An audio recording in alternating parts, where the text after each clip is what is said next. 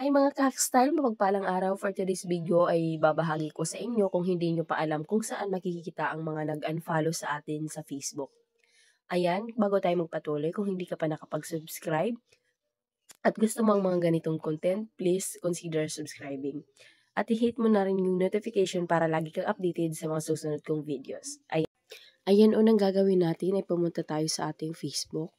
Tapos, dito sa C dashboard, ayan, may makikita kayo. C dashboard, click natin yan. Tapos dito sa need followers, ito, tap natin yan.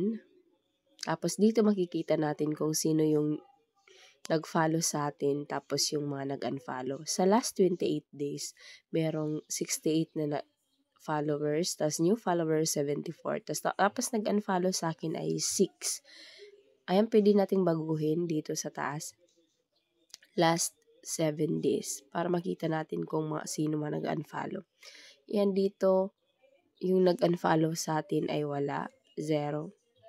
Ayan, ganun lang po siya kadali para makita natin kung ilan yung nag-unfollow sa atin sa Facebook. Kung nakatulong ang video ito o may natutunan ka, pa-like, pa-share, and subscribe. Thank you, God bless!